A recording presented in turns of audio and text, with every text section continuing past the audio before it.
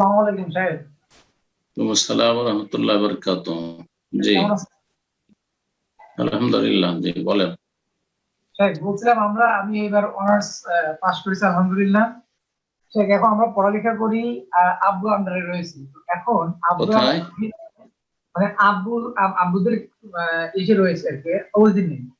তো তারা চাচ্ছে যে বিবাহ দিতে, আর এই টাইমে বিবাহ করাটাও জরুরি। কিন্তু এমন একটা হুম, প্রবলেমে রয়েছে এখানে যে চাকরি না করলে মানে একটা খুব চাপ, প্রেশার। তো কি এখানে সবসময় মনে হয় যে চাকরি করার পরেই করি কিংবা এখন করি, কি করব আসলে বুঝে টুকে গেছে কোনটা করা উচিত হবে। জি। আপনার আব্বা আপনার অভিভাবক, তাই না?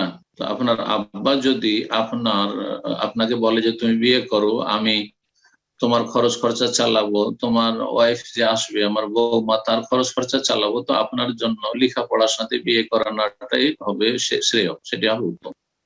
জি। আর এর মাধ্যমে আপনি সৎ নিয়ত রাখবেন, গুনাহ থেকে বেঁচে থাকবেন। আর ছাত্র জীবনে বিয়ে করলে লেখাপড়ায় বাধা, এরকম ভুল কথা। মদিনা ইউনিভার্সিটিতে অধিকাংশ ছেলেরা বিবাহিত হয়ে লেখাপড়ার জন্য আসে।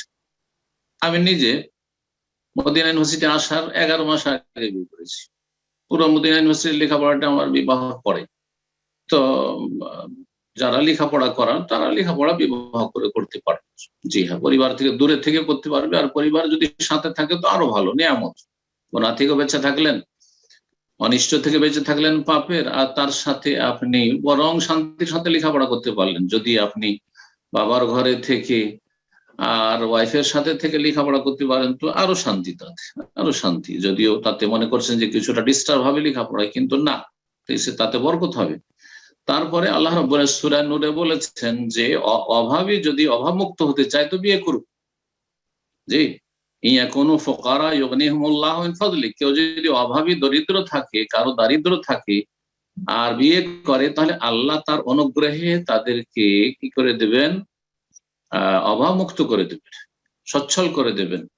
এই জন্য আব্দুল্লাহ বিন মাসউদ রাদিয়াল্লাহু তাআলা আনহু এই আয়াতের তাফসিরে বলতেন, মান আরাদাল গিনা ফালিয়াতাজাওয়াজ। কেউ যদি সচ্ছল হতে চায়, অভাব মুক্ত হতে চায়, সে যেন তাড়াতাড়ি বিয়ে করে ফেলে। বিয়ে করলে বরকত হয়, বিয়ে করলে মানুষ টাকা পয়সা বাঁচাতে পারে, রোজগারের জন্য ছুটাছুটি করতে পারে। তার আগে কিন্তু আইলসামি করে। বিয়ে যদি না করেছে, কাঁধে যেহেতু বোঝা চাপেনি, সেই জন্য অলসতা করে। বিয়ের পরে মানুষ কর্মঠ হয় এবং তাতে বরকত হয়, আল্লাহর পক্ষ থেকে রিজিক নেমে আসে। সুতরাং বিয়ে করাটা ভালো হবে যদি দেখা যায় যে আপনার আব্বা আপনাকে বিয়ে দিতে চাইছে এবং আপনার আব্বা আপনার এই সব দায় দায়িত্ব আর্থিক কিছুটা নিতে চাইছে, তাহলে বিয়ে করে ফেলুন, এতে বরকত হবে ইনশাআল্লাহ।